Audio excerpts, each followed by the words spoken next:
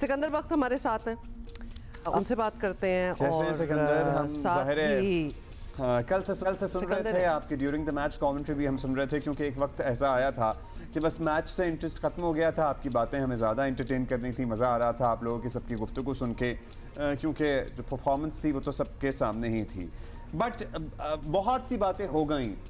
Sikandar, what do you think was the turning point कि हमारा बेड़ा गर्क as in the whole system का बेड़ा गर्क होना कब शुरू हुआ? मतलब वाज इट दैट पॉइंट जब हमने कप्तान आगे पीछे करना शुरू किए, या फिर जब टीम सेलेक्ट हुई थी? टीम नहीं, हम इस टूर्नामेंट की बात नहीं कर रहे। हम यहाँ तक कैसे पहुंचे? हम कुछ सालों का अगर सफर तय करें, कैसे पहुंचे हम यहाँ तक जहाँ पे हैं? कंसिस्टेंट हम हैं ना अपनी खराब परफॉर्मेंस में।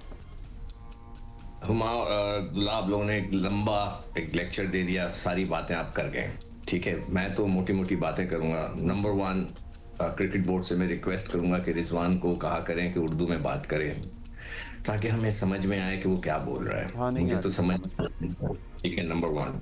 नंबर टू, अभी मैं सुन रहा था प्रेस कॉन्फ्रेंस रिजवान की, किसी ने क्लिप भेजी थी कि हमने ये कर दिया, हमसे ये गलती होगी, तो भाईजान आप रिजाइन करें। सबसे पहले एज अ कैप्टन आपको रिजाइन करना है।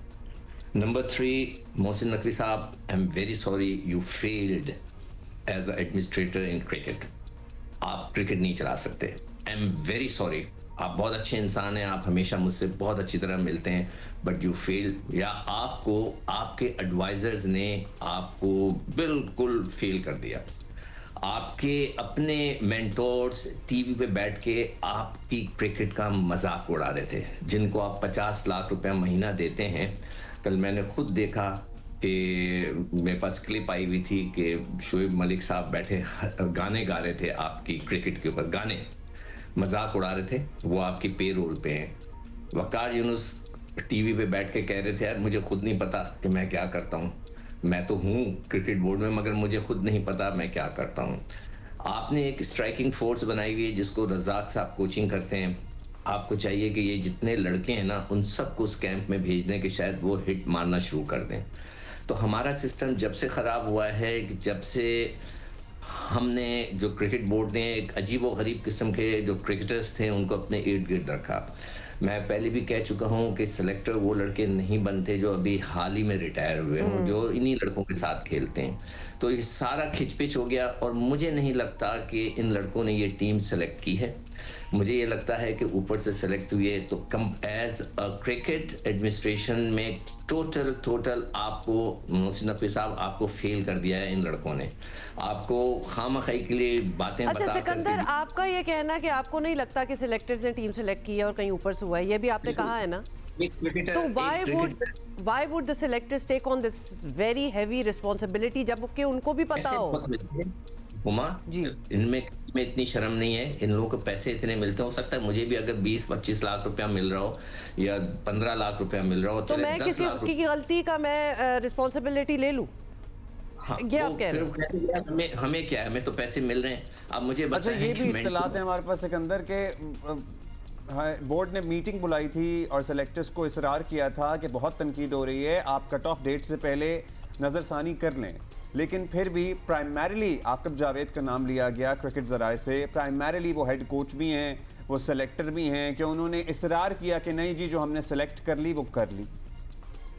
मैंने पूछा था, मैं जब इनॉग्रेशन पे था तो मैं था, अपने हमारे अजहर साहब थे, मैं था, अजहर साहब थे, नकवी साहब थे। मैंने उनसे पूछा था कि सर आप लोगों ने इतने बड़े बड़े फैसले किए, तो उन्होंने कहा कि मैं बीच में नहीं बोलता सिलेक्शन कमेटी के, जो सिलेक्शन कमेटी कहती है मैं उसको मानता हूँ, और इसीलिए मैं उनको ये कह रहा हूँ। मैं नहीं कह रहा कि जी ये मोहसिन नकवी साहब की गलती है, नहीं, मोहसिन नकवी साहब की गलती ये है कि उन्होंने ऐसे लोगों को अपने इर्द गिर्द रखा है कि जिन्होंने उनको घुमा दिया। नहीं, जाहिर है गलतियां तो टॉप टू बॉटम ही हैं और उनकी भी गलतियां हैं, मतलब और नीचे तक हैं।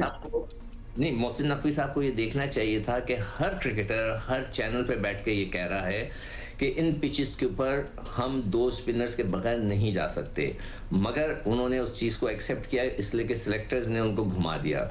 कि भाई आप पूछ तो लेते किसी से कि भाई ये सारी दुनिया ये कह रही है, आप लोग क्यों नहीं दूसरा स्पिनर रखते? उन्होंने पूछा ही नहीं। वो बहुत बिजी आदमी है, इतना बिजी है कि उनके पास टाइम ही नहीं होता। नहीं, तो जब मेंटोर रखे हुए, इन्होंने आकिब जावेद को फोन नहीं किया होगा? मतलब वकार यूनुस नहीं कर सकते, शोएब मलिक नहीं कर सकते, अजहर महमूद की बात नहीं हुई होगी, मिसबाह की बात नहीं हुई होगी कि क्या कर रहे हो यार, आपस में बैठ के कुछ डिसाइड कर लें। ये क्या एक दूसरे से बात करते होंगे? सबसे पहली बात, क्या जॉब डिस्क्रिप्शंस होती है ना, जेडी जिसे कहते हैं, कि हर इंसान को एक जेडी होती है कि जी आपने ये करना है, तो क्या उसमें ये शामिल है?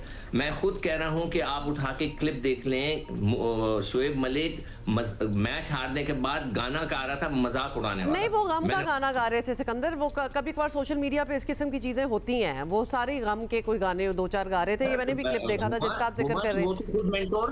जी जी बिल्कुल बिल्कुल, यू आर वेरी राइट। ये थोड़ा सा ऑन द फ्लिप साइड ये भी चैंपियंस ट्रॉफी को उनका वो और सिकंदर एक और पर्सपेक्टिव है, अगर यही टीम परफॉर्म कर जाती आउट ऑफ नोवेयर तो तब फिर चेयरमैन नहीं, फिर चेयरमैन की तारीफ भी होती इन द सेंस कि देखिए बड़े नॉन इंटरफेयरिंग चेयरमैन है, इन केस सिलेक्टर्स नहीं सिलेक्ट की होती टीम, तो ये तो उन पे भारी पड़ गई। देखो हुमा, मैं तो कब से आप लोगों के साथ प्रोग्राम कर रहा हूँ, मैं तो आपको बहुत पहले कह दिया था कि ये टीम में वो जान नहीं है हमारे। यस, हमने कहा था कि जी स्पिनर्स के बगैर आप नहीं जा सकते। आप उनको देखें भी, कोहली का आपने सुना है उसने क्या बोला, कि हमने कहा था यार स्पिनर को आराम से खेल लें, बाकियों को हम लूट लेंगे। उसका जो मतलब था उसके, हाँ, बिल्कुल ऐसा ही था। स्पिनर को हमने आराम से खेल लिया, इसलिए इब्रार ने 23-24 रन दिए हैं, उसने आराम से उनको खेलता रहा, कभी एक ही इनके पास स्पिनर है, बाकियों को उन्होंने लूट लिया।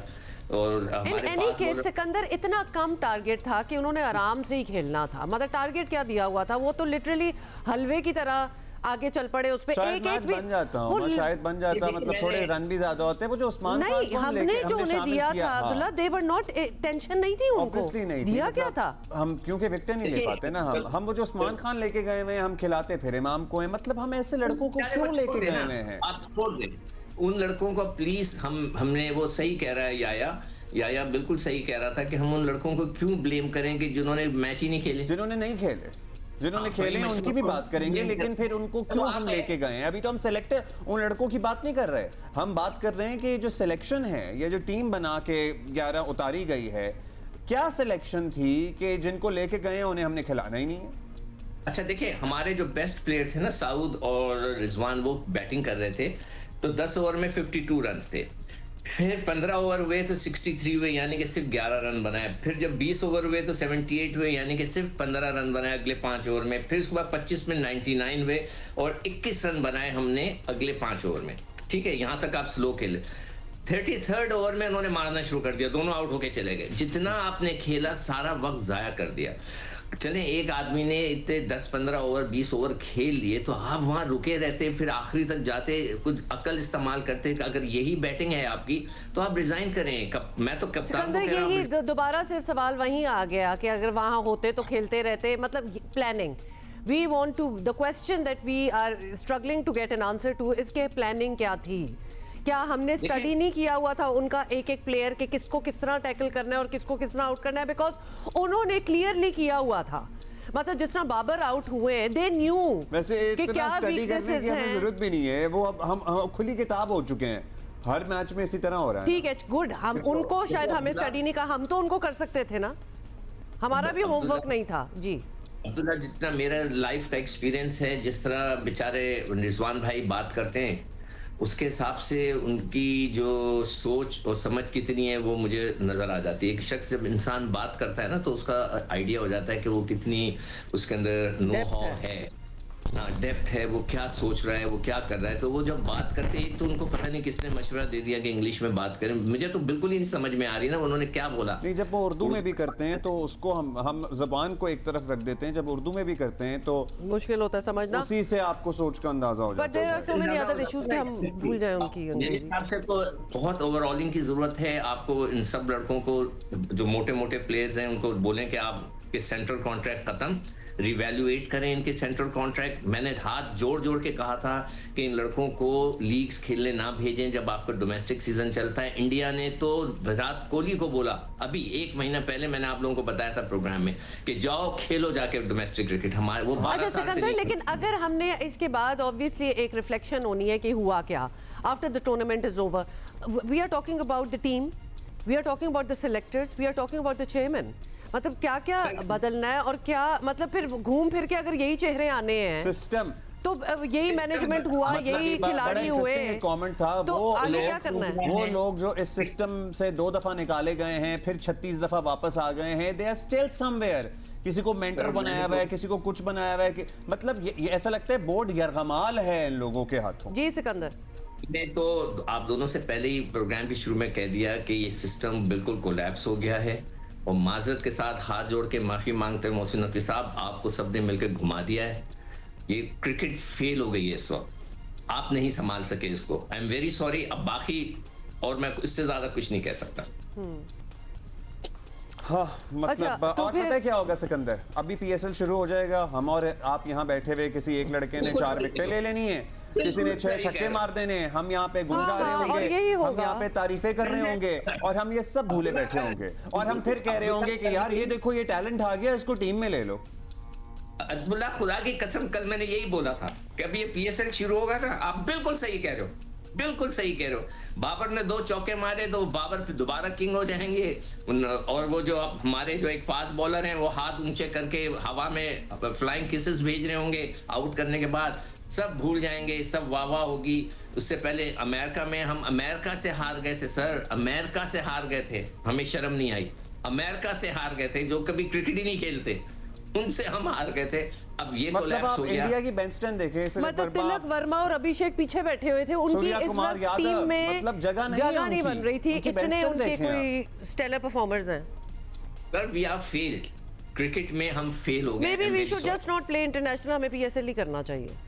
नहीं, we should just हम पहले डोमेस्टिक खेलें, अपने आप को ठीक करें, we should come around and then। नहीं, पीएसएल अच्छा है ना अब्दुल्ला, जीतने वाले भी अपने, हारने वाले भी अपने, मतलब आपस में खेल लो बस। ये सारी टीम में कोई भी जी एक कोई नहीं, तो अपने ही करा लेते हैं। ये लड़कों को क्या फर्क पड़ेगा जिनको 60 लाख 6 मिलियन हर महीने के मिल रहे हैं, they don't care, why should they care? ये तो क्रिकेट बोर्ड ने डंडा करना है ना। आई एम होपिंग कि उनके ऊपर भी इस बात का बहुत बड़ा बोझ होगा सिकंदर, मतलब 30, 40, 60 लाख परफॉर्मेंस 0, थोड़ा सा तो फील कर ही रहे होंगे सारे।